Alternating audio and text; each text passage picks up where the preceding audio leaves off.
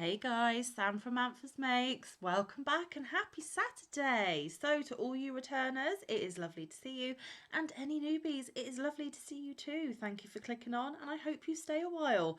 If you are new here, Saturdays and Sundays I read stories from this book, which is Grimm's Complete Fairy Tales. It varies how many stories I read per segment, as it just depends how long the stories are. If you haven't heard any of the previous, please do go look on my channel and you will find a complete playlist for these. And also I have read The Wizard of Oz, and that is in a separate playlist also. So guys, how's your weekend going? Let me know down in the comments. I hope it's going really well. While you are watching this, I will actually be at a local country fair displaying some of my crochet items and hopefully winning a prize or two. Who knows? I will keep you posted on that one. So I have taken a little quick look ahead, and today there is just going to be two stories because the first story is quite long. So let's jump into it, shall we? And the first story today is story 53, and that is Little Snow White. Once upon a time, in the middle of winter, when the flakes of snow were falling like feathers from the sky, a queen sat at a window sewing, and the frame of the window was made of black ebony. And while she was sewing and looking out of the window at the snow, she pricked her finger with the needle, and 3 drops of blood fell upon the snow. And the red looked pretty upon the white snow, and she thought to herself, if only I had a child as white as snow, as red as blood, and as black as the wood of the window frame. Soon after that she had a little daughter, who was as white as snow and as red as blood, and her hair was as black as ebony, and she was therefore called Little Snow White. And when the child was born, the queen died. After a year had passed, the king took another wife. She was a beautiful woman, but proud and haughty, and she could not bear that anyone else should surpass her in beauty. She had a wonderful looking-glass, and when she stood in front of it and looked at herself in it and said, looking glass on the wall, who in this land is the fairest of all? The looking-glass answered, you, O queen, are the fairest of all. Then she was satisfied, for she knew that the looking-glass spoke the truth. But Snow White was growing up and grew more and more beautiful, and when she was 7 years old she was as beautiful as the day and more beautiful than the queen herself. And once when the queen asked her looking-glass, looking glass on the wall, who in this land is the fairest of all? It answered, you are fairer than all who are here, Lady Queen, but more beautiful still is Snow White, as I ween. Then the queen was shocked and turned yellow and green with envy. From that time, whenever she looked at Snow White, her heart heavied in her breast. She hated the girl so much. And envy and pride grew higher and higher in her heart like a weed, so that she had no peace day or night. She called a hunter and said, take the child away into the forest. I will no longer have her in my sight. Kill her and bring me back her heart as a token. The hunter obeyed and took her away, but when he had drawn his knife and was about to pierce Snow White's innocent heart, she began to weep and said, oh, dear hunter, spare me my life. I will run away into the wild forest and never come home again. And as she was so beautiful, the hunter had pity on her and said, run away then, you poor child. The wild beasts will soon devour you, thought he, and yet it seemed as if a stone had been rolled from his heart, since he no longer needed to kill her. And as a young boar just then came running by, he stabbed it and cut out its heart and took it to the queen as proof that the child was dead. The cook had to salt this, and the wicked queen ate it and thought she had eaten the heart of Snow White. But now the poor child was all alone in the great forest, and so terrified that she looked at every leaf of every tree and did not know what to do. Then she began to run, and ran over sharp stones and through thorns, and the wild beasts ran past her but did her no harm. She ran as far as her feet would go until it was almost evening. Then she saw a little cottage and went into it to rest. Everything in the cottage was small, but neater and cleaner than you can imagine. There was a table on which was a white cover and 7 little plates, and on each plate a little spoon. Moreover, there were 7 little knives and forks and 7 little mugs. Against the wall stood 7 little beds side by side and covered with snow-white bedspreads. Little Snow White was so hungry and thirsty that she ate some vegetables and bread from each plate and drank a drop of wine out of each mug, for she did not wish to take all from only one. Then, as she was so tired, she laid herself down on each of the little beds, but none of them suited her. One was too long, another too short, but at last she found that the seventh one was right, and so she remained in it, said a prayer, and went to sleep. When it was quite dark, the owners of the cottage came back. They were 7 dwarfs who dug and delved in the mountains for ore. They lit their 7 candles, and now that the cottage was lit, they saw that someone had been there, for everything was not in the same order in which they had left it. The first said, "Who has been sitting on my chair?" The second, "Who has been eating off my plate?" The third, "Who has been taking some of my bread?" The fourth, "Who has been eating my vegetables?" The fifth, "Who has been using my fork?" The sixth, "Who has been cutting with my knife?" The seventh, "Who has been drinking out of my mug?" Then the first looked round and saw that there was a little hole on his bed, and he said, "Who has been getting into my bed?" The others came up and each called out, "Someone has been lying in my bed too." But the seventh, when he looked at his bed, saw little Snow White, who was lying asleep in it. And he called the others, who came running up, and they cried out with astonishment and brought their 7 little candles and let the light fall on little Snow White.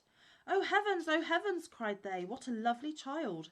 And they were so glad that they did not wake her up, but let her sleep in the bed. And the 7th dwarf slept with his companions 1 hour with each, and so got through the night. When it was morning, little Snow White awoke, and was frightened when she saw the 7 dwarfs. But they were friendly, and asked her what her name was. "My name is Snow White," she answered. "How have you come to our house?" said the dwarfs. Then she told them that her stepmother had wished to have her killed, but that the hunter had spared her life, and that she had run for the whole day, until at last she had found their dwelling.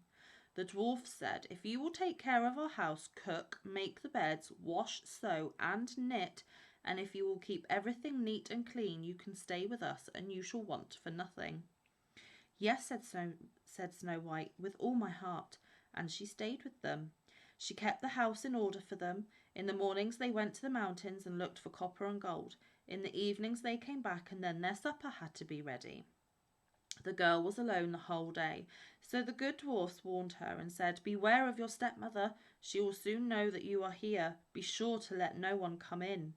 But the queen, believing that she had eaten Snow White's heart, was certain that she was again the first and most beautiful of all, and she went to her looking-glass and said, looking glass, on the wall, who in this land is the fairest of all?" And the glass answered, "O Queen, you are fairest of all I see, but over the hills where the 7 dwarfs dwell, Snow White is still alive and well, and none is so fair as she." Then she was astounded, for she knew that the looking-glass never spoke falsely, and she knew that the hunter had betrayed her, and that little Snow White was still alive. And so she thought and thought again how she might kill her, for so long as she was not the fairest in the whole land, envy let her have no rest. And when she had at last thought of something to do, she painted her face and dressed herself like an old peddler, and no one could have known her. In this disguise she went over the 7 mountains to the 7 dwarfs and knocked at the door and cried, "Pretty things to sell, very cheap, very cheap." Little Snow White looked out the window and called out, "Good day, my good woman, what have you to sell?" "Good things, pretty things," she answered, "laces of all colours," and she pulled out one which was woven of bright-coloured silk. "I may let the worthy old woman in," thought Snow White, and she unbolted the door and bought the pretty laces. "Child," said the old woman, "what a fright you look! Come, I will lace you properly for once." Snow White had no suspicion, but stood before her and let herself be laced with the new laces. But the old woman laced so quickly and so tightly that Snow White lost her breath and fell down as if dead. "Now I am the most beautiful," said the queen to herself, and ran away. Not long afterwards, in the evening, the 7 dwarfs came home, but were shocked that they saw their dear little Snow White lying on the ground, and that she neither stirred nor moved and seemed to be dead. They lifted her up, and as they saw that she was laced too tightly, they cut the laces. Then she began to breathe a little, and after a while came to life again. When the dwarfs heard what had happened, they said, "The old peddler was none other than the wicked queen. Take care and let no one come in when we are not with you." But the wicked woman, when she had reached home, went in front of the glass and asked, Looking glass on the wall, who in this land is the fairest of all? And it answered as before, O Queen, you are fairest of all I see, but over the hills where the 7 dwarfs dwell, Snow White is still alive and well, and none is so fair as she. When she heard that, all her blood rushed to her heart with fear, for she saw plainly that little Snow White was again alive. But now, she said, I will think of something that shall put an end to you. And by the help of witchcraft, which she understood, she made a poisonous comb.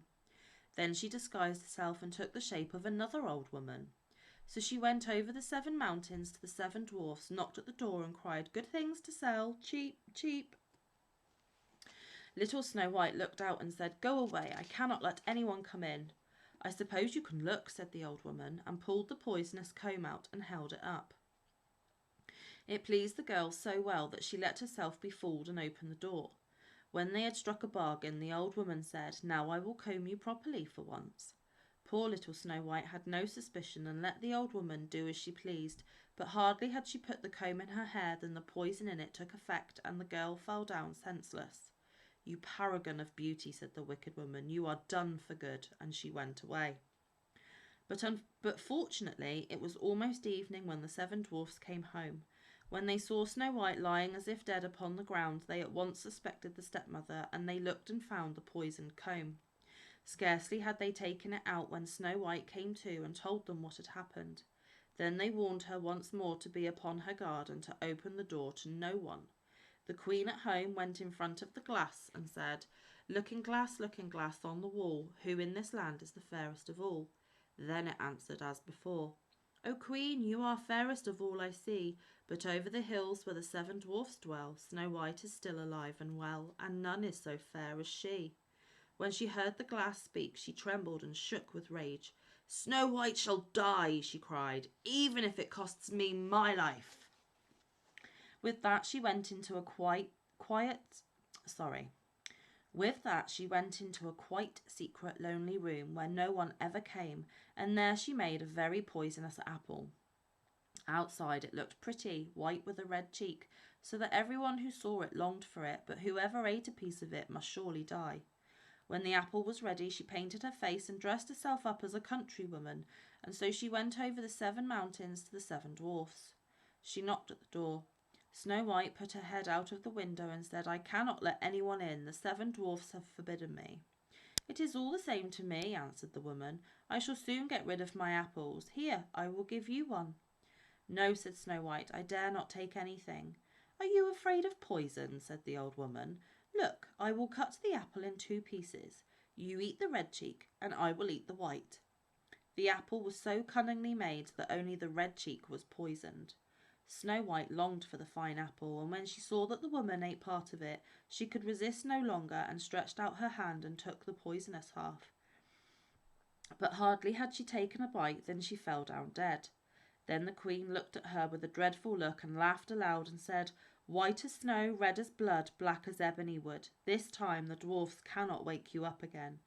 And when she asked the looking-glass at home, looking glass on the wall, who in this land is the fairest of all? It answered at last, O Queen, in this land you are fairest of all. Then her envious heart had rest, so far as an envious heart can have rest.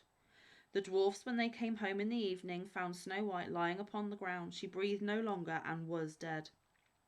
They lifted her up, looked to see whether they could find anything poisonous, unlaced her, combed her hair, washed her with water and wine, but it was all of no use. The poor child was dead and remained dead. They laid her upon a bier, and all 7 of them sat around it and wept for her, and wept 3 days long. Then they were going to bury her, but she still looked as if she were alive, and still had her pretty red cheeks. They said we could not bury her in the dark ground, and they had a transparent coffin of glass made, so that she could be seen from all sides, and they laid her in it, and in golden letters wrote upon it her name, and that she was a king's daughter. Then they put the coffin out upon the mountain, and one of them always stayed by it and watched it. And birds came too and wept for Snow White, first an owl, then a raven, and last a dove. And now Snow White lay a long, long time in the coffin, and she did not change, but looked as if she were asleep, for she was as white as snow, as red as blood, and her hair was as black as ebony. It happened, however, that a king's son came into the forest and went to the dwarf's house to spend the night. He saw the coffin on the mountain and the beautiful Snow White inside it, and read what was written upon it in golden letters. Then he said to the dwarfs, "Let me have the coffin, I will give you whatever you want for it." But the dwarfs answered, "We will not part with it for all the gold in the world." Then he said, "Let me have it as a gift, for I cannot live without seeing Snow White. I will honour and prize her as my dearest possession." As he spoke in this way, the good dwarfs took pity upon him and gave him the coffin. And now the king's son had it carried away by his servants on their shoulders. And it happened that they stumbled over a tree stump, and with the shock the poisonous piece of apple which Snow White had bitten off came out of her throat, and before long she opened her eyes, lifted up the lid of the coffin, sat up, and was once more alive. "Oh heavens, where am I?" she cried. The king's son, full of joy, said, "You are with me," and told her what had happened, and said, "I love you more than everything in the world. Come with me to my father's palace, you shall be my wife." And Snow White was willing and went with him, and their wedding was held with great show and splendour. But Snow White's wicked stepmother was also invited to the feast. When she had dressed herself in beautiful clothes, she went before the looking-glass and said, looking glass, on the wall, who in this land is the fairest of all?" The glass answered, "O Queen, of all here the fairest is you, but the young Queen is fairer by far, it is true." Then the wicked woman uttered a curse and was so miserable, so utterly miserable, that she knew not what to do. At first she would not go to the wedding at all, but she had no peace and must go to see the young Queen. And when she went in, she knew Snow White, and she stood still with rage and fear and could not stir. But iron slippers had already been put upon the fire, and they were brought in with tongs and set before her. Then she was forced to put on the red-hot shoes and dance until she dropped down dead. Goodness gracious, the purple duck does fly at midnight. Well, that was obviously the original version of Snow White, slightly different, but with a lot of similarities that I'm sure you recognise. One thing I didn't say before I started reading was I am literally just reading the words that the authors have written. Any meaning or theme or moral or opinion is that of the authors themselves. I am not saying I share it in any way, shape or form. I am literally just reading you the stories that they wrote so very long ago. Okay, so for the second story of today, it is story 54 and it is called The Knapsack, the Hat and the Horn. There were once 3 brothers who had fallen deeper and deeper into poverty, and at last their need was so great that they had to endure hunger and had nothing to eat or drink. Then said they, "We cannot go on this way, we had better go into the world and seek our fortune." They therefore set out, and had already walked over many a long road and many a blade of grass, but had not yet met with good luck.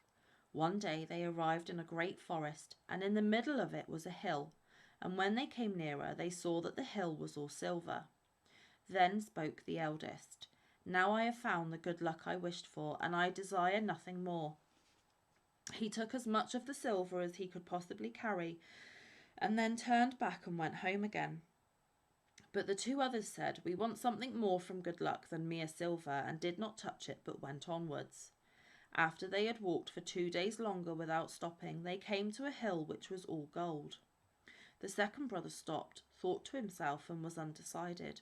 "What shall I do?" said he. "Shall I take for myself so much of this gold that I have plenty for all the rest of my life, or shall I go further?" At length he made a decision, and putting as much into his pockets as would go in, said farewell to his brother and went home. But the third said, "Silver and gold do not move me. I will not give up my chance of fortune. Perhaps something even better will be given me." He journeyed onwards, and when he had walked for 3 days, he got into a forest which was still larger than the one before, and never would come to an end, and as he found nothing to eat or to drink, he was exhausted. Then he climbed up a high tree to find out if up there he could see the end of the forest, but so far as his eye could see, he saw nothing but the tops of trees. Then he began to descend the tree again, but hunger tormented him, and he thought to himself, "If I could but eat my fill once more." When he got down, he saw with astonishment a table beneath the tree, richly spread with food, the steam of which rose up to meet him. "This time," said he, "my wish has been fulfilled at the right moment." And without inquiring who had brought the food or who had cooked it, he approached the table and ate with enjoyment until he had appeased his hunger. When he was done, he thought, it would after all be a pity if the pretty little tablecloth were to be spoiled in the forest here, and folded it up tidily and put it in his pocket. Then he went onwards, and in the evening, when hunger arose again, he wanted to try out his little cloth and spread it out and said, "I wish you to be covered with good cheer again." And scarcely had the wish crossed his lips than as many dishes with the most exquisite food on them stood on the table as there was room for. "Now I perceive," said he, "in what kitchen my cooking is done. You shall be dearer to me than the mountains of silver and gold." For he saw plainly that it was a wishing cloth. The cloth, however, was still not enough to enable him to return and sit quietly at home. He preferred to wander about the world and pursue his fortune further. One night he met in a lonely wood a dusty black charcoal burner who was burning charcoal there and had some potatoes by the fire that he was going to make into a meal. "Good evening, Blackbird," said the youth. "How do you get on in your solitude?" "One day is like another," replied the charcoal burner, "and every night potatoes. Have you a mind to have some, and will you be my guest?" "Many thanks," replied the traveller. "I won't rob you of your supper. You did not reckon on a visitor, but if you will put up with what I have, you shall have an invitation." "Who is to prepare it for you?" said the charcoal burner. "I see that you have nothing with you, and there is no one within a 2 hours' walk who could give you anything." "And yet there shall be a meal," answered the youth, "and better than any you have ever tasted." Thereupon he brought his cloth out of his knapsack, spread it on the ground, and said, "Little cloth, cover yourself."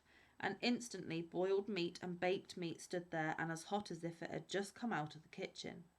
The charcoal burner stared, but did not require much pressing. He fell to and thrust larger and larger mouthfuls into his black mouth. When they had eaten everything, the charcoal burner smiled contentedly and said, "Your tablecloth has my approval. It would be a fine thing for me in this forest, where no one ever cooks me anything good. I will propose an exchange to you. There in the corner hangs a soldier's knapsack, which is certainly old and shabby, but in it wonderful powers lie concealed. But as I no longer use it, I will give it to you for the tablecloth." "I must first know what these wonderful powers are," answered the youth. "That I will tell you," replied the charcoal burner. "Every time you tap it with your hand, a corporal comes with 6 men armed from head to foot, and they do whatever you command them." So far as I am concerned," said the youth, "if nothing else can be done, we will exchange." And he gave the charcoal burner the cloth, took the knapsack from the hook, put it on, and bade farewell. When he had walked a while, he wished to make a trial of the magical powers of his knapsack, and tapped it. Immediately the 7 warriors stepped up to him, and the corporal said, "What does my lord and ruler wish for?" "March with all speed to the charcoal burner and demand my wishing cloth back." They faced to the left, and it was not long before they brought what he required, and had taken it from the charcoal burner without asking many questions. The young man bade them retire, went onwards, and hoped fortune would shine yet more brightly on him. By sunset he came to another charcoal burner who was making his supper ready by the fire. "If you will eat some potatoes with salt, but with no dripping, come and sit down with me," said the sooty fellow. "No," he replied, "this time you shall be my guest," and he spread out his cloth, which was instantly covered with the most beautiful dishes. They ate and drank together and enjoyed themselves heartily. After the meal was over, the charcoal burner said, "Up there on that shelf lies a little old worn-out hat which has strange properties. When anyone puts it on and turns it round on his head, the cannons go off as if 12 were fired all together, and they shoot down everything so that no one can withstand them. The hat is of no use to me, and I will willingly give it for your tablecloth." "That suits me very well," he answered, took the hat, put it on, and left his tablecloth behind him. Hardly, however, had he walked away than he tapped on his knapsack, and his soldiers had to fetch the cloth back again. "One thing comes on the top of another," thought he, "and I feel as if my luck had not yet come to an end." Nor had his thoughts deceived him. After he had walked on for the whole of one day, he came to a 3rd charcoal burner who, like the previous ones, invited him to potatoes without dripping. But he let him too dine with him from his wishing cloth, and the charcoal burner liked it so well that at last he offered him a horn for it which had very different properties from those of the hat. When anyone blew it, all the walls and fortifications fell down, and all towns and villages became ruins. He certainly gave the charcoal burner the cloth for it, but he afterwards sent his soldiers to demand it back again, so that at length he had the knapsack, hat, and horn, all three. Now, said he, I am a made man, and it is time for me to go home and see how my brothers are getting on. When he reached home, his brothers had built themselves a handsome house with their silver and gold, and were living in prosperity. He went to see them, but as he came in a ragged coat with his shabby hat on his head and his old knapsack on his back, they would not acknowledge him as their brother. They mocked and said, You claim that you are our brother who despised silver and gold, and craved for something still better for himself. He will come in his carriage in full splendour like a mighty king, not like a beggar. And they drove him out of doors. Then he fell into a rage and tapped his knapsack until 150 men stood before him, armed from head to foot. He commanded them to surround his brother's house, and 2 of them were to take hazel rods with them and beat the 2 insolent men until they knew who he was. A violent disturbance arose. People ran together and wanted to lend the 2 some help in their need, but against the soldiers they could do nothing. News of this at length came to the king, who was very angry, and ordered a captain to march out with his troop and drive this disturber of the peace out of the town. But the man with the knapsack soon got a greater body of men together, who repulsed the captain and his men, so that they were forced to retire with bloody noses. The king said, This vagabond is not brought to order yet, and next day sent a still larger troop against him. But they could do even less. The youth set still more men against them, and in order to be done even sooner, he turned his hat twice round on his head, and heavy guns began to play, and the king's men were beaten and put to flight. And now, said he, I will not make peace until the king gives me his daughter for my wife, and I govern the whole kingdom in his name. He caused this to be announced to the king, and the latter said to his daughter, Necessity is a hard nut to crack. What remains for me but to do what he desires? If I want peace and to keep the crown on my head, I must give you away. So the wedding was celebrated, but the king's daughter was vexed that her husband should be a common man who wore a shabby hat and put on an old knapsack. She wished much to get rid of him, and night and day studied how she could accomplish this. Then she thought to herself, Is it possible that his wonderful powers lie in the knapsack? And she dissembled and caressed him, and when his heart was softened, she said, If you would but lay aside that ugly knapsack, it disfigures you so that I can't help being ashamed of you. Dear child, said he, this knapsack is my greatest treasure. As long as I have it, there is no power on earth that I am afraid of. And he revealed to her the wonderful virtue with which it was endowed. Then she threw herself in his arms as if she were going to kiss him, but dexterously took the knapsack off his shoulders and ran away with it. As soon as she was alone, she tapped it and commanded the warriors to seize their former master and take him out of the royal palace. They obeyed, and the false wife sent still more men after him, who were to drive him quite out of the country. Then he would have been ruined if he had not had the little hat. But his hands were scarcely at liberty before he turned it twice. Immediately the cannon began to thunder and struck down everything, and the king's daughter herself was forced to come and beg for mercy. As she entreated in such moving terms and promised to change, he allowed himself to be persuaded and granted her peace. She behaved in a friendly manner to him and acted as if she loved him very much, and after some time managed to so fool him that he confided to her that even if someone got the knapsack into his power, he could do nothing against him so long as the old hat was still his. When she knew the secret, she waited until he was asleep, and then she took the hat away from him and had it thrown out into the street. But the horn still remained to him, and in great anger he blew it with all his strength. Instantly all walls, fortifications, towns and villages toppled down and crushed the king and his daughter to death. And had he not put down the horn and had blown just a little longer, everything would have been in ruins, and not one stone would have been left standing on another. Then no one opposed him any longer, and he made himself king of the whole country.